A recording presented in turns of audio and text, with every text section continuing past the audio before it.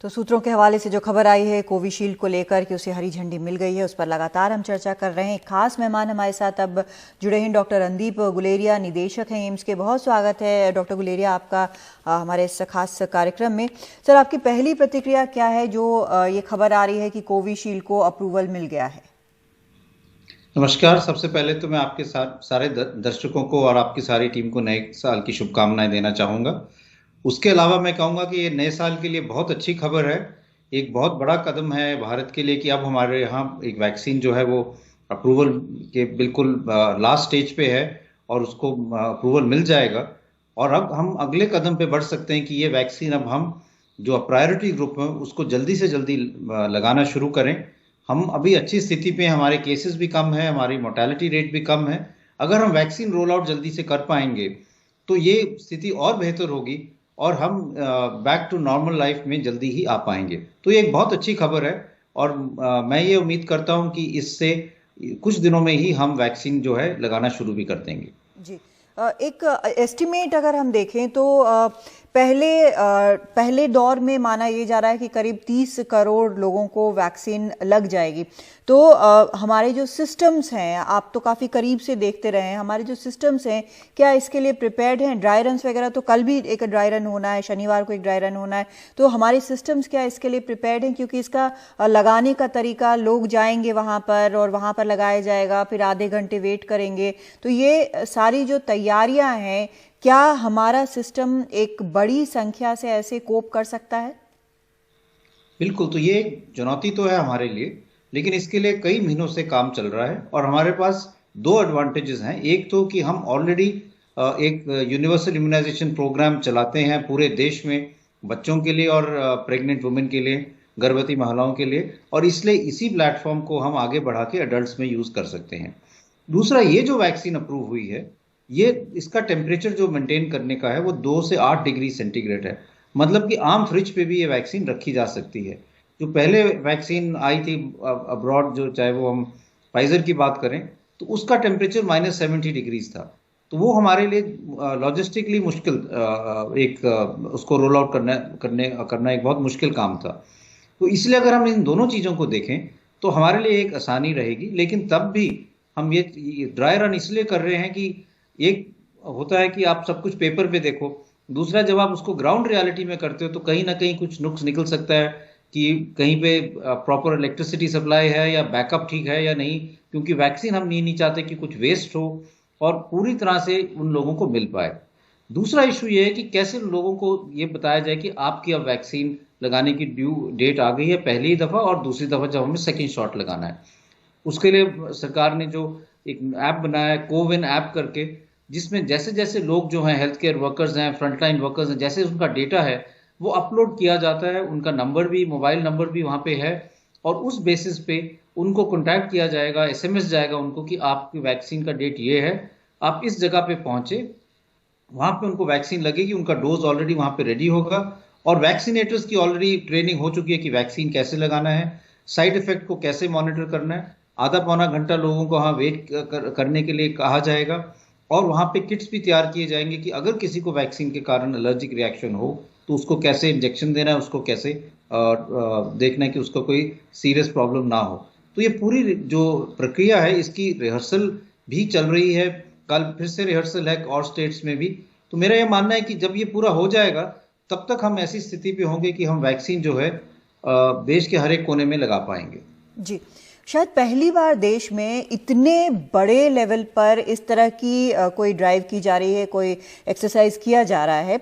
इसमें आपका सबसे, अगर आप बड़ी चुनौती देखें तो वो क्या है? क्या वो एक पूरा सिस्टम है जिसके लिए हम ऑलरेडी ड्राई रन्स कर रहे हैं, तैयारियां कर रहे हैं, या फिर वो ह्यूमन फैक्टर है जिसके कारण कई बीमारियां जो हैं उन्हें इराडिकेट होते होते दशकों लग गए? तो मेरा ये मानना है कि सिस्टम तो हमारा पूरा प्लेस में है, क्योंकि हम दो चीजें हमारे को एक्सपीरियंस है। एक तो जैसे मैंने कहा यूनिवर्सल इम्यूनाइजेशन प्रोग्राम, दूसरा अगर हम इसको इलेक्शन पॉइंट ऑफ व्यू से देखें तो एक इलेक्शन मोड भी यही है कि हम एक जगह पे वैक्सीन का बूथ बनाएं और वहां पे लोग वैक्सीन आके लगाएं। चैलेंज ये है, पहला चैलेंज ये है कि लोगों को कॉन्टैक्ट करना और उनको उस टाइम पे आके अपने आप को वैक्सीन लगाने के लिए पेश करना, क्योंकि कई दफा ये होता है कि कई दफा लोग रिलक्टेंट हो जाते हैं, आना नहीं चाहते हैं। और दूसरा सबसे बड़ा चैलेंज है कि हमें यह समझना चाहिए कि इसमें 2 डोजेज हैं, तो दूसरे डोज के लिए भी जिसको भी पहला डोज लगे उसको आने के लिए उसकी तारीख दी जाए, उस दिन पे वो आए और वो दूसरा डोज भी लगे। ये पूरा जो प्रोसेस है, ये जो है ये सबसे ज्यादा चैलेंजिंग है। और इसलिए सिटीजन पार्टिसिपेशन, लोगों की पार्टिसिपेशन बहुत ज्यादा जरूरी है, क्योंकि उनकी कोऑपरेशन से ही ये हो पाएगा। हम अगर पूरी चीजें तैयारी करें लेकिन लोग वैक्सीनेशन के लिए ना आए या ठीक टाइम पे या ठीक दिन पे ना पहुंचे, तो पूरा प्रोग्राम जो है वो चल नहीं पाएगा। जी, लेकिन दोनों जो डोजेज हैं उनके बीच वक्त का कितना अंतर है? क्योंकि जो मैं देख रही हूँ उसमें 2 हफ्ते से लेके शायद 28 दिन तक का है या फिर उससे भी ज्यादा है। अगर वो टाइम पीरियड जो है फ्लेक्सिबल होता है तो शायद ज्यादा लोग आएंगे दूसरा डोज भी लगवाने के लिए। ये अब जो डेटा आया है उसमें इसमें फ्लेक्सिबिलिटी ज्यादा है। और अगर हम जो सीरम इंस्टीट्यूट की वैक्सीन या फाइजर वाली जो ये वैक्सीन है एस्ट्राजेनेका की, इसकी बात करें तो यूके ने भी इसका अब जो ड्यूरेशन है वो 28 दिन से 12 हफ्ते तक कर दिया है। तो एक काफी लंबा अरसा है जिसमें लोगों को सेकेंड डोज लग सकती है। तो इसलिए सेकेंड डोज के लिए हमारे पास विंडो काफी है, लेकिन हमें डेट फिक्स करनी चाहिए जिससे वो तालमेल रहे। ऐसा ना हो कि जिस दिन हमने किसी व्यक्ति को बुलाया है उस दिन उसका डोज अवेलेबल ना हो।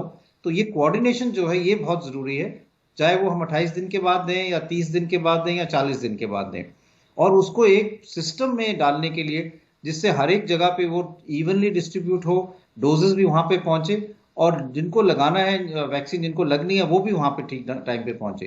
तो ये कोऑर्डिनेशन जो है ये बहुत जरूरी है, क्योंकि इलेक्शन में तो ये है कि जिसने वोट डालना है वो आएगा और नहीं आया तो कोई फर्क नहीं पड़ता।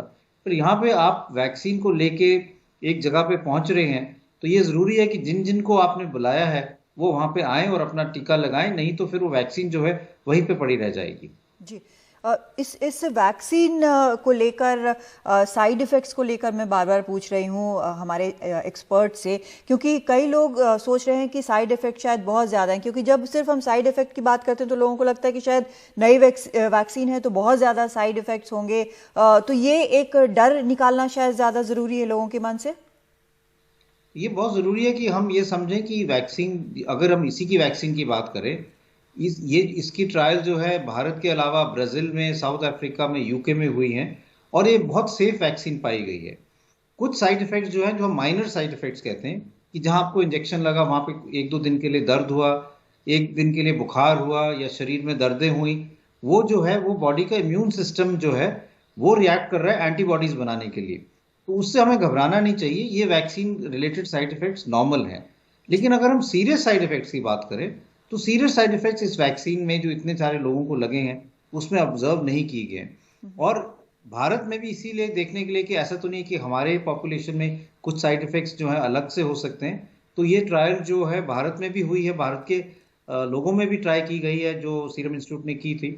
वहां पर भी सेफ्टी सिग्नल और एफिकेसी सिग्नल जो है वो इंटरनेशनल जो ट्रायल है उसके साथ मैच करता है। इसलिए मेरा ये मानना है कि इस वैक्सीन जो है एफिकेशियस भी है और सेफ भी है, और हमें इसलिए इस बारे में घबराना नहीं चाहिए, क्योंकि इसमें तो रेगुलेटर्स ने भी, हमारे देश के रेगुलेटर्स ने भी, यूके के रेगुलेटर्स ने भी और देशों के रेगुलेटर्स ने भी इस सारे डेटा को बारीकी से देखा है और तभी इसको अप्रूवल दिया है। जी, एक जो आप एफिकेसी की बात कर रहे हैं कि ये कितना इफेक्टिव है किसी भी शख्स पर, तो कई बार सवाल उठता है कि जो बाकी जो वैक्सीन हैं वो बता रहे हैं कि भाई हम तो 90% सक्सेसफुल हैं, हम तो 95% सक्सेसफुल हैं, और ये वैक्सीन कह रहा है कि हम तो जी 70% सक्सेसफुल हैं। तो वो भी एक थोड़ा कन्फ्यूजन क्रिएट कर रहा है। ये मेरा ये मैं कहना चाहूंगा कि हमें इस पे पढ़ना नहीं चाहिए। दोनों वैक्सीन जो है इफेक्टिव है, इक्वली इफेक्टिव है। 70 और 90% कैसे आता है वो स्टडी डिजाइन पे डिपेंड करता है। जो स्टडी हुई फेज 3 की, उसमें एक ग्रुप है जिसको हमने वैक्सीन दिया और एक ग्रुप है जिसको हमने वैक्सीन नहीं दिया, वैसे ही टीका दे दिया, जो क्योंकि वो ब्लाइंडेड स्टडी है। फिर हमने फॉलो अप करके देखा कि जिनको वैक्सीन लगा था उनमें कितने लोगों को कोविड हुआ और जिनको वैक्सीन नहीं लगा था और प्लेसिबो लगा था उसमें कितने लोगों को कोविड हुआ, और उससे रेशो निकाल के कहा कि भाई इन लोगों में इतनी प्रोटेक्शन हुई क्योंकि ये 90% लोगों, वो जिनको वैक्सीन नहीं लगी थी उसमें इतने को हुआ और इनमें से सिर्फ उसके 1% या 10% को हुआ। लेकिन हर एक स्टडी का ट्रायल अलग है, उसका एंड पॉइंट अलग है, इसलिए ये कंपेयर करना बड़ा मुश्किल है।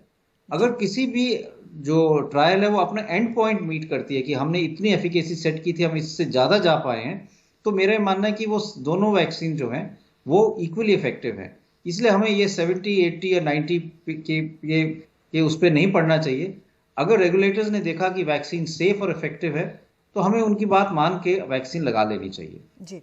और जो बातचीत चल रही है अभी, जो चर्चा चल रही है गो अहेड देने के लिए, उसमें शायद फाइजर का भी अब शामिल हो गया है, तो ऐसे में क्या लोगों के पास ये चॉइस होगा कि वो डिमांड कर सकें कि हम सिर्फ इसी कंपनी का लगवाएंगे या फिर हम सिर्फ यही वाली वैक्सीन लगवाएंगे? तो उसमें भी क्या डिस्ट्रीब्यूशन में फ़र्क आएगा? क्योंकि एक तो जो है वो -70 डिग्रीज पर रखना है, दूसरा जो है वो 2 से 8 में चल जाता है। देखिए, अभी तो हमारा प्रायोरिटी ग्रुप्स है जिनको हम वैक्सीन जब लगाना चाहते हैं तो हम सबसे पहले 2-3 चीजें चाहते हैं। एक तो ये चाहते हैं कि हमारा डेथ्स कम हो। तो जिन लोगों में डेथ के चांसेस ज्यादा है, बुजुर्ग लोग हैं, उम्र जिनकी ज्यादा है, जिनको कोमॉर्बिडिटीज हैं, हार्ट की प्रॉब्लम है, शुगर की प्रॉब्लम है, उनको सबसे पहले वैक्सीन लगाना जरूरी है। दूसरा, हम ये चाहते हैं कि जिनको ज्यादा एक्सपोजर हो रहा है और जिनकी ज्यादा जरूरत है, चाहे वो हेल्थ केयर वर्कर्स हों, फ्रंट लाइन वर्कर्स हों, उनको वैक्सीन लगनी चाहिए। उसके बाद जैसे जैसे प्रायोरिटी लिस्ट नीचे होती है तो और लोगों को भी लगना शुरू हो जाएगा। एक समय आएगा, और ये हो सकता है कि कुछ महीनों में भी आ जाए, जब मल्टीपल कंपनीज जो हैं उनको अप्रूवल मिल जाए। जैसे भारत में ही हम बात करें तो अभी सीरम इंस्टीट्यूट को मिला है, कुछ दिनों में भारत बायोटेक को मिल जाएगा, फिर जो रशियन वैक्सीन है स्पुतनिक वाली उसको भी मिलने की चांसेस है क्योंकि उनकी भी ट्रायल हो रही है, फाइजर भी ट्राई कर रहा है। तो हो सकता है कि तब हमारे पास इनफ डोजेज हों कि हम ये कह पाएं कि अब जो भी जैसे लगाना चाहे वो लगा सकता है और वो वैक्सीन जो है आम दवाई की तरह मार्केट में अवेलेबल हो पाए। लेकिन वो तभी हो पाएगा जब हम दो चीजें कर पाएंगे, एक तो अपनी मोर्टेलिटी कम कर पाएंगे और हम दूसरा जो चेन ऑफ ट्रांसमिशन है उसको तोड़ पाएं, जिससे हम ये कह पाएं कि अब हमारे केसेस कम हो गए हैं और हमें अब घबराने की जरूरत नहीं है। अगर हम जो बैक टू न्यू नॉर्मल आना शुरू करें तो एकदम केसेस बढ़ने का डर नहीं रहेगा। जी। तो मेरा ये मानना है कि अल्टीमेटली कुछ महीनों या साल के एंड तक ऐसा सिचुएशन हो सकती है कि मार्केट में ही ये वैक्सीन अवेलेबल हो और जो तब लगाना चाहे तो वो कोई भी अपनी चॉइस का लगा सकता है। जी। एक इसमें सवाल डॉक्टर गुलेरिया ये भी उठता है कि जिस तरह से हमने यूके से आने वाला नया स्ट्रेन देखा जो कि ज़्यादा इन्फेक्शियस है, ऐसे और जो जानकार हैं वो ये भी बता रहे हैं कि ये म्यूटेट होना बहुत आम बात है, लेकिन अगर बहुत ज़्यादा होता है ऐसे में जब नॉर्मल सब कुछ 6-8 महीने में फिर से रिज्यूम हो जाएगा, लेकिन फिर से एक स्ट्रेन अगर आता है तो क्या उसके लिए एक अलग वैक्सीन की ज़रूरत होगी? तो कई वायरसेस हैं, रेस्पिरेटरी वायरसेस, जिसमें बहुत ज़्यादा चेंजेस होते हैं। इन्फ्लुएंजा का जो हम अगर बात करें, जो हम जिससे स्वाइन फ्लू हुआ था पैंडेमिक, वो वायरस बहुत ज़्यादा चेंज करता है जिसको हम एंटीजेनिक ड्रिफ्ट कहते हैं, और उसका एंटीजन बहुत दफ़ा चेंज होता है और इसलिए उसकी जो वैक्सीन हम देते हैं सारी दुनिया में वो हर साल लगती है, एनुअल वैक्सीन है। लेकिन जो कोरोना वायरस है वो इतना ज़्यादा म्यूटेट नहीं करता और इसलिए लोग उम्मीद करते हैं कि इतना फ्रीक्वेंटली वैक्सीन की ज़रूरत नहीं पड़ेगी। अभी तक जो वेरिएशन आए हैं कोविड-19 में, उसमें ऐसा कोई सिग्नल नहीं आया कि इस वायरस में इतना चेंज आया है कि वैक्सीन इफेक्टिव नहीं होगी। हमें ये समझना चाहिए कि वैक्सीन जो इफेक्टिव है एंटीबॉडीज भी बनाती है, लेकिन वैक्सीन एक और चीज भी करती है जो हम कहते हैं सेल मीडिएटेड इम्यूनिटी, और मेमोरी सेल्स जो बॉडी में हैं जो याद रखते हैं कि ये वायरस के अगेंस्ट एंटीबॉडीज कैसे बनाना है, उनको भी वो स्टिमुलेट करती हैं। तो वैक्सीन मल्टीपल एरियाज पे हमें प्रोटेक्शन देती है, इसलिए चांसेस यही है कि वैक्सीन जो है यही कामयाब रहेगी। लेकिन बाय चांस कोई ऐसा मेजर म्यूटेशन हो जाए और नया ऐसा स्ट्रेन आ जाए तो उसमें वैक्सीन जो है वो मॉडिफाई कर सकते हैं, क्योंकि हमारे पास अब एक एस्टैब्लिश प्लेटफॉर्म है, तो वैक्सीन को थोड़ा सा भी चेंज करके वो लगा सकते हैं, जिससे अगर कोई ऐसा स्ट्रेन बाय चांस आए तो उसको भी कवर कर पाए हम। जी, बहुत शुक्रिया डॉक्टर गुलेरिया हमसे बात करने के लिए, सभी प्रश्नों का बिल्कुल साफ साफ हमारे दर्शकों के लिए समझाने के लिए बहुत शुक्रिया आपका। तो वैक्सीन जो है वो सेफ़ है और एक बार हरी झंडी मिलती है तो जल्द ही वो जो खास जो एक ग्रुप है एक एक करके धीरे धीरे करके उनको लगाया जाएगा और वैक्सीन से डरने की ज़रूरत नहीं है। फिलहाल प्राइम टाइम में इतना ही। नमस्कार।